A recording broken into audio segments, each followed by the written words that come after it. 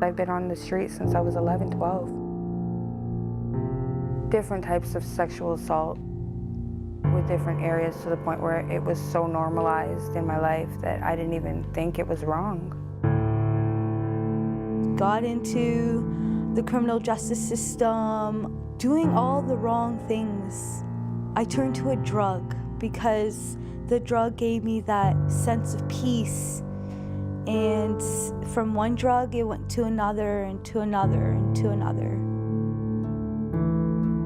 I had gotten drugged, and 2 men had taken advantage of me and burned me and raped me and just destroyed me mentally, physically, emotionally. And I found out weeks after that I was pregnant. I'd have multiple men taking advantage of me and doing whatever they wanted to me so that I could come up with enough money to have somebody pleased with me. And I don't know where or when, but I lost myself. The identity of these brave young women concealed, the stories they share are not. Painful, honest, raw, and full of emotion. Both of these women are learning how to take back control of their lives. Both were victims of exploitation. Both are now residents of the Beauty for Ashes Transformation House, or BATH. But what's most needed is to have safe places for these women to go to so that they can find the healing that they need. And that we can put it in quotes. Marianne. Healing That Father's Heart Healing Ministries Director Maggie Barato says is nurtured within this sanctuary for women. Here they are encouraged and transformed by the love of God.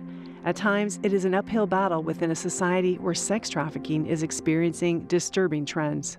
Tell me about what you see happening with human trafficking in Canada. From what we see with a lot of these women, I understand that it is at younger ages that they're recruited in, and generally it's through boyfriends, the whole Romeo effect, where they're in abusive situations with boyfriends, and the next thing they know, they're now sleeping with other men for money, and it becomes very normalized. He led me to some places that brought a lot of self-hatred, a lot of angst, a lot of deep-set trauma that I'm still in the process of healing from. Despite a safe refuge from their old lives, the voluntary transition out of a life of human trafficking, sex trade, or addiction into a stable lifestyle is not always easy. For Faith, this is her second time committing to the program. When I came to BATH, I totally was not in the right frame of mind. I was crying out for help. I wasn't really surrendering to the authority around me. My pride was too big, and I now come to understand that pride is one of the biggest destructions the enemy uses. So when I came back to BATH this time, I was in complete surrender. I remember an individual came in and she couldn't even walk.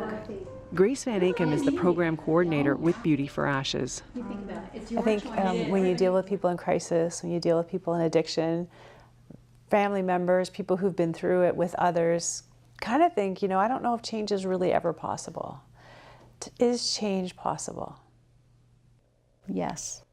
Change is possible, but I believe the change is because of what God does in someone's life. Somebody explained to me the cross and how God carried all my guilt and my shame so that I don't have to go through that, and I can just come to Him. I didn't really understand what God was and who God was, but with the comfort that they offered here, and the programming, and just the relationship you start to create with everyone around you, the surroundings God has placed in my life, was what really changed me. I love it when we see that they start to really realize they're a daughter. They are a daughter, like they have a father who loves them in heaven, and God has a plan for them. And you start to see the reality of them walking that out and exploring that and dreaming about their future. I think that God is doing something here, and there is needs being met in a very real way here. We are watching women being rescued from death. And everybody just prayed over me, and everybody's so real. And it was the realness and the Father that was in their heart. I wake up in the morning and I'm genuinely just happy.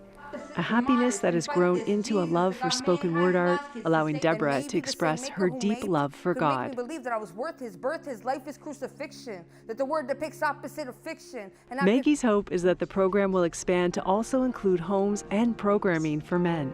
We've just opened the Transition House several months ago. Beauty for Ashes is a stabilizing program, and we really found our identity as a stabilizing program for 3 months. The problem before was we weren't really sure what to do with the girls after 3 months because there wasn't really a place to have them go, and so we would keep them longer. So now we have the Transition program, which is 1 to 2 years. if God can get me, I was the worst of the worst. If he can get me, what makes you think he can't get you? What makes you think that you aren't good enough? He made you. He doesn't make mistakes. And so if he made you for a purpose.